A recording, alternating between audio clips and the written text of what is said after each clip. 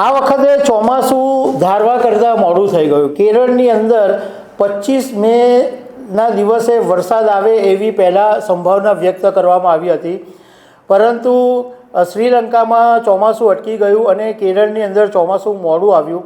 તો ગુજરાતમાં પણ લગભગ બીજા સપ્તાહની અંદર વરસાદ આવે એવી સંભાવના છે. આ વખતે ચોમાસું ધારવા કરતાં મોડું થઈ ગયું. કેરળની અંદર 25 મેના દિવસે વરસાદ આવે એવી પહેલાં સંભાવના વ્યક્ત કરવામાં આવી હતી, પરંતુ શ્રીલંકામાં ચોમાસું અટકી ગયું અને કેરળની અંદર ચોમાસું મોડું આવ્યું. તો ગુજરાતમાં પણ લગભગ બીજા સપ્તાહની અંદર વરસાદ આવે એવી સંભાવના છે. પરંતુ હવે એવી એક ચર્ચા શરૂ થઈ છે કે અલ નીનોની સમુદ્રમાં એન્ટ્રી થઈ છે, એટલા માટે વરસાદમાં આ વખતે ઘણા બધા વિઘ્નો આવી શકે છે. વરસાદ અટકીને આવી શકે છે અને ભારતના હવામાન વિભાગે પણ એવું કીધું છે કે આ વખતે 8% જેટલો વરસાદ ઓછો પડી શકે છે. તો આ અલ નીનો શું છે એના વિશે હું તમારી સાથે વાત કરીશ. મારું નામ રાજેશ શાહ છે અને તમે જોઈ રહ્યા છો ગુજરાતના સૌથી મોટા ડિજિટલ ન્યૂઝ પ્લેટફોર્મ ખબર છે.com.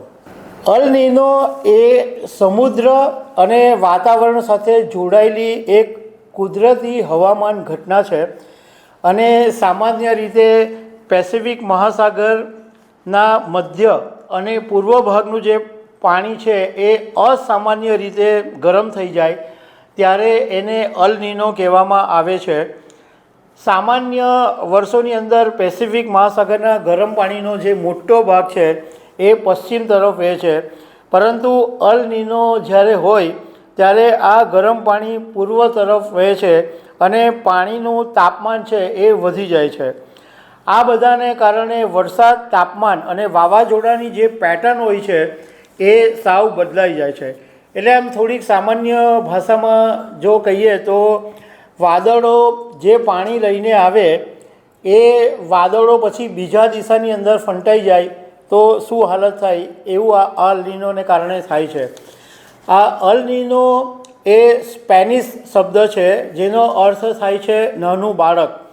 અને એવું કહેવાય છે, એવી વાયકા છે કે દક્ષિણ અમેરિકાના જે માછીમારો છે એમણે એવું નોંધેલું હતું કે ગરમ સમુદ્રી પ્રવાહ છે એ ક્રિસમસના સમયગાળાની આસપાસ દેખાય છે અને ક્રિસમસ એ જીસસ ક્રિસ્ટની સાથે સંબંધિત છે, એટલે એ લોકો જીસસ ચાઇલ્ડ, ક્રિસ ચાઇલ્ડ એવી રીતે અલ નીનોને કહે છે. આણંદ યુનિવર્સિટીના રિસર્ચ એસોસિએટેડ ડૉક્ટર મેહુલ વાસાણીનું કહેવું છે કે અત્યારે જે અલ નીનો છે એ ન્યુટ્રલ કન્ડિશનમાં છે અને એ મજબૂત બનવાની સ્થિતિ તરફ જઈ રહ્યો છે. એવું માનવામાં આવી રહ્યું છે કે ઓગસ્ટ સપ્ટેમ્બરની અંદર અલ નીનો વધારે મજબૂત થશે અને જો એવું થાય તો બહુ જ સખત ગરમીનો અનુભવ કરવો પડે.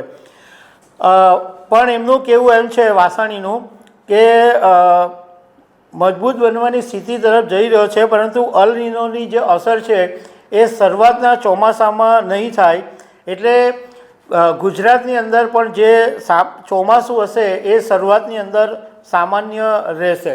અલ નીનોને કારણે ઓછા સમયની અંદર વધારે વરસાદ પડે, એક સાથે જોરદાર વરસાદ પડે, અથવા તો એવું બને કે થોડા દિવસો સુધી વરસાદ ખેંચાઈ જાય, એટલે એક દિવસ પડે 10 દિવસ નહીં પડે, એવી રીતના વરસાદ ખેંચાઈ જાય અને ખેતીનો જે પાક છે એની ઉપર પણ અસર થાય. પણ દર વખતે એવું થાય જ એવું માનવાની જરૂર હોતી નથી.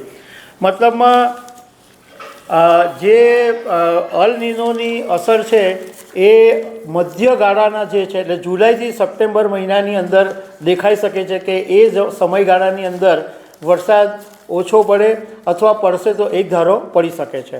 તો દર્શક મિત્રો, આવી અનેક વાતો સાથે અમે તમને મળતા રહીશું. આભાર.